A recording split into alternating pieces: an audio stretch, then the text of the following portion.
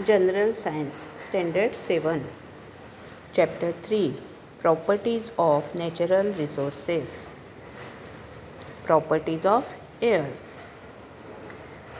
Students, in our last video we studied about the experiment based on effect of air pressure.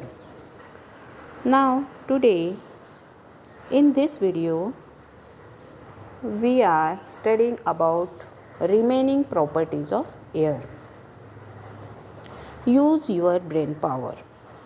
What is the effect of increased temperature on the pressure of air? विद्यार्थी मित्रांनो, जरा डोके चालवा. हवेचे तापमान वाढले की त्याचा हवेच्या दाबावर काय परिणाम होतो? तर बघा, whenever temperature rises, air pressure becomes low. As the temperature rises, the air gets heated, expands and becomes lighter.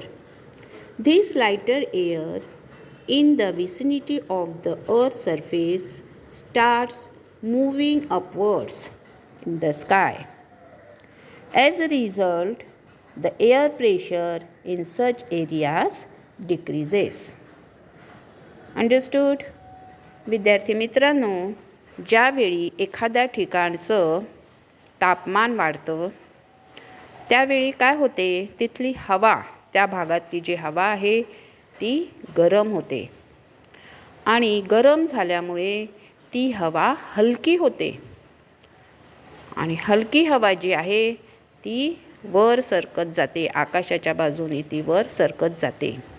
याचा परिणाम काय होतो? जिथलं तापमान वाढलेलं आहे त्या भागातलं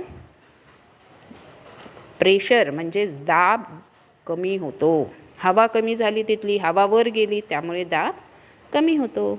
समजले का? Now listen. When there exists a difference in the air pressure at two different places, the air starts flowing from the place of higher pressure to the place of lower pressure. Look in this diagram. विद्यार्थी मित्रांनो, आकृतीमध्ये बघा. जेव्हा दोन ठिकाणच्या हवेतल्या दाबांमध्ये फरक पडतो त्यावेळी काय होते? हवा जास्त दाबाच्या ठिकाणापासून कमी दाबाच्या ठिकाणावरती वाहू लागते. Now listen.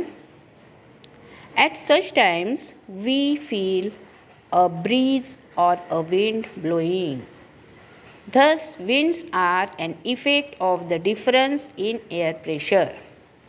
You will learn more about this in the lesson called winds in geography. विद्यार्थी मित्रांनो, ज्यावेळी दाबामध्ये फरक पडतो तर अशा वेळी आपल्याला वारा सुटल्याचे जाणवते. म्हणजे हवेतल्या दाबात पडलेल्या फरकाचा परिणाम म्हणजेच वाहणारे वारे होय. याविषयी अधिक माहिती तुम्ही भूगोलच्या वारे या भागातून घेणार आहात. Now try this. Take ice cubes in a glass up to 3/4 of its height. Now observe what happens. How did the water droplets appear on the outside of the glass? विद्यार्थी मित्रांनो, आकृतीमध्ये बघा आणि करून पहा. एका ग्लासमध्ये पाऊण उंचीपर्यंत बर्फाचे खडे घ्या. आता निरीक्षण करा. ग्लासच्या बाहेर पाणी कसे आले? Due to the ice cubes in the glass, the air surrounding the glass cools down. As the water vapor in this air cools down, it condenses and gets transformed into water. It is this water that collects on the outer surface of the glass. आता काय होतं? ग्लासमध्ये बर्फाचे खडी ठेवल्याने ग्लासभोवती असलेल्या हवेला थंडावा मिळतो.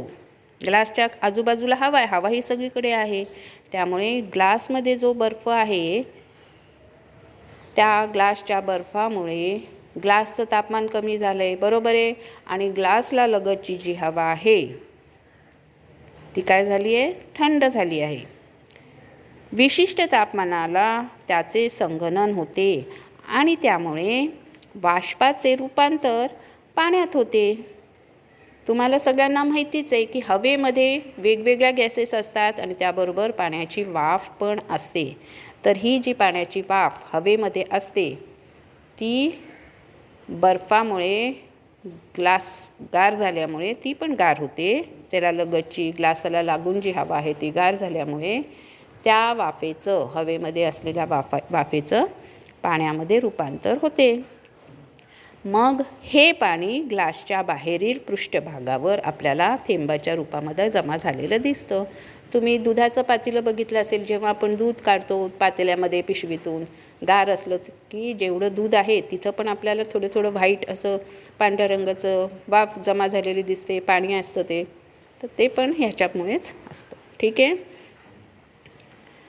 The level of humidity is different in different places. Similarly, the humidity level also change from time to time during the period of a single day. हवेतल्या आर्द्रतेचे प्रमाण वेगवेगळ्या ठिकाणी वेगवेगळे असते.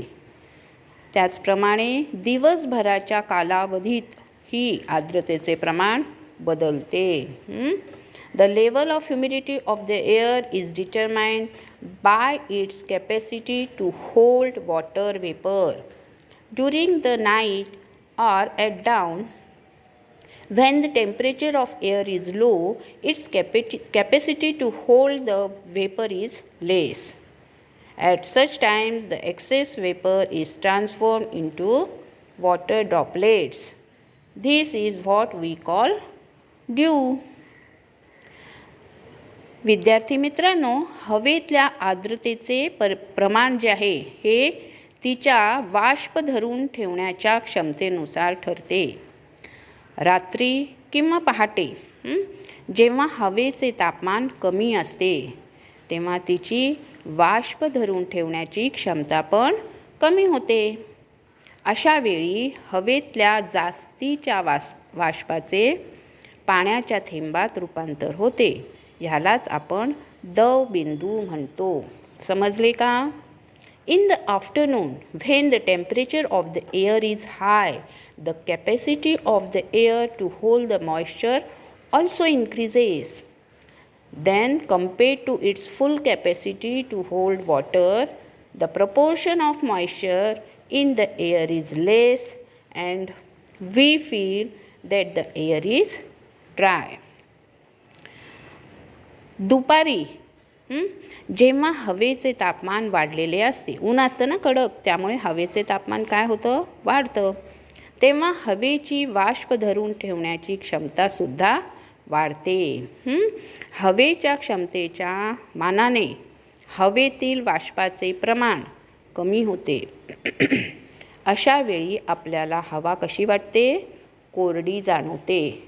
कारण तिची क्षमता वाढते पण त्या मानाने तिथे बाष्प कमी असते, त्यामुळे ती हवा कशी आपल्याला वाटते, कोरडी वाटते. समजलं? The proportion of water vapor in the air is high during the monsoons and in the coastal areas. As a result, we feel the dampness or humidity. पावसाळ्यात तसेच समुद्रकिनारी हवेतल्या बाष्पाचे प्रमाण भरपूर असते. अशा वेळी आपल्याला हवेमध्ये दमटपणा जाणवतो. समजलं का? In summer, wet clothes dry quickly, but in the rains they do not. Why is this so? आता तुम्ही बघितलं असेल, ज्यावेळी आपण उन्हाळ्यामध्ये कपडे वाळत घालतो त्यावेळी ते काय होतात, पटकन वाळतात. पण पावसाळ्याच्या दिवसामध्ये कपडे वाळत नाही लवकर, त्यांना वाळायला खूप उशीर लागतो. Why? It is because temperature in summer is higher and it makes the evaporation faster. On the other hand, in rainy season, rate of moisture in air is high, which decreases the rate of evaporation. That's why clothes dry in summer quickly. तर आपण बघितलं आहे, ज्यावेळी उन्हाळा असतो हवेमध्ये तापमान तिचं जास्त असतं, त्यामुळे तिची मॉइश्चर घ्यायची क्षमता काय असते, जास्त असते. त्यामुळे काय होतं, ओले कपडे जे आहेत ते पटकन हवेच्या तापमानामुळे वाळतात, कारण इव्हॅपरेशनचा रेट वाढतो. आणि पावसाळ्यामध्ये हवेमध्ये ऑलरेडी दमटपणा जास्त असल्यामुळे ते अजून जास्त प्रमाणामध्ये मॉइश्चर घेऊ शकत नाही, त्यामुळे त्याला वाळायला वेळ लागतो. इव्हॅपरेशन हळूहळू होतं. समजलं का? I think all of you understood this video. Okay, thank you.